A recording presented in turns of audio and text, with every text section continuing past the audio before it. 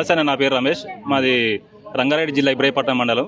మేము వచ్చిన అందరము 33 జిల్లాల నుంచి 632 మంది కంప్యూటర్ ఆపరేటర్ ఇక్కడ రావడం జరిగింది. అసలు రావడానికి ముఖ్య కారణం ఏంటంటే మేము ఇక్కడ రెవెన్యూ అంటే మన తహసీల్దార్ కార్యాలయంలో ఆర్డీఓ కలెక్టర్ ఆఫీస్లో పనిచేస్తున్నాము. ఇక్కడ పనిచేసే వాళ్ళందరూ దాదాపు 15 నుంచి 20 సంవత్సరాల వయసు అంటే సర్వీస్ ఉన్న వాళ్ళే. ఇట్లా చేసుకుంటూ ప్రతి పనిలో ప్రభుత్వం నడుస్తుందంటే, ఎంఆర్ఓస్ నడుస్తుందంటే అందులో 99% మా పాత్ర ఉంటుంది. మేము లేని ఏ రిపోర్ట్లు చేయరు, అన్ని పనులు మేము చేస్తున్నాము. ఇట్లా కొన్ని సంవత్సరాలు చేసుకుంటూ మా వయసు మొత్తము ఒక్కొక్కరికి 45, 50 సంవత్సరాలు ఉన్నారు. అందరూ మహిళలు, వికలాంగులు, వితంతు మహిళలు ఉన్నారు.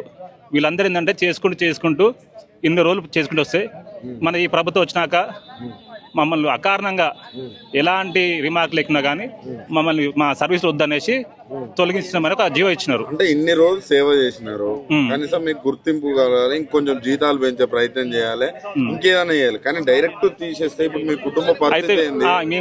మన ప్రజాప్రభుత్వం వచ్చింది, మన ప్రజల ప్రభుత్వం, మన పేదల ప్రభుత్వం వచ్చిందని మేము ఎంతో ఆశపడ్డాము. కనీసం మాకు రెగ్యులర్ అనే ఆశతో మేము ముందుకెళ్తుంటే రెగ్యులరైజ్ సమాన పనికి సమాన వేతనం ఇవ్వకపోగా ఈ ఉన్న సర్వీస్ని తీసేస్తున్నారు. ఇది ఎందుకు తీసేస్తున్నారు అనేసి మేము మా సంఘాలను కానీ మేము పనిచేసే అధికారులను కలిస్తే 33 జిల్లాలకు గాను దాదాపు 30 మంది కలెక్టర్లు కూడా వీళ్ళ సర్వీస్ అవసరం ఉంది, వీళ్ళకి పని ఉంది, వీళ్ళు చేయాలని కూడా ఇచ్చినారు. కానీ మరి మా పైన ఎందుకు ఏదైనా తప్పు చేసినామా అంటే అట్లా లేదు, ఎలాంటి కారణం లేకుండా తొలగించారు. అంటే మీకు సంబంధించిన రెవెన్యూ డిపార్ట్మెంట్ సంబంధించిన పొంగులేటిని కలిసే ప్రయత్నం ఏమన్నా చేస్తున్నారా? గౌరవ మంత్రివర్యులు అందరినీ కలిసినాము. ఒక సీఎం గారిని తప్ప మన మంత్రివర్గ ఎవరితో అందరినీ కలుస్తున్నాం, అందరూ చూస్తున్నాం. సానుకూలంగా మనం పోయినప్పుడు మాకేదో సమాధానం చెప్పి పంపిస్తున్నా తప్ప దాదాపు ఒక 6 నెలల నుంచి మా కుటుంబాలు ఎంత మనోవైన గురవుతుందంటే అసలు చెప్పలేని పరిస్థితి ఉంది. ఇప్పుడు కనీసం జీతం రాక ఊర్లో మన కిరాణా షాప్కి పోతే కనీసం సామాన్లు మాకు ఉద్ధరించే పరిస్థితి లేదు. ఇంత చేసుకుంటూ అయినా కానీ మేము సరే మనం ఉద్యోగాన్ని నమ్ముకున్నాం, మనం కన్న తల్లి లాంటి మన సంస్థ రెవెన్యూ కాబట్టి దానికి మా జీవితం మొత్తం దారపోసినాం. ఇందులో ఉన్న వాళ్ళందరూ సగం బీపీలు, షుగర్లు, తెల్లార్లు, పగలనక ఎలక్షన్స్ అయితే ఎలక్షన్లా మేము తప్ప ఇంకోరేలే ఉండండి. మీరు ఎక్కడ అంటే అందరికి తెలిసి ఉంటుంది, కాకపోతే ఏంటంటే మీ సిస్టమ్ ముందు చేస్తాం కాబట్టి మేము చేసిన విషయం చాలా మంది తెలియకపోవచ్చు. కానీ ఇన్ని రోజులు చేసిన కష్టానికి అసలు మాలో కొంతమంది మా మిత్రులు మొన్న ఆత్మహత్య కూడా పాల్పడ్డారు.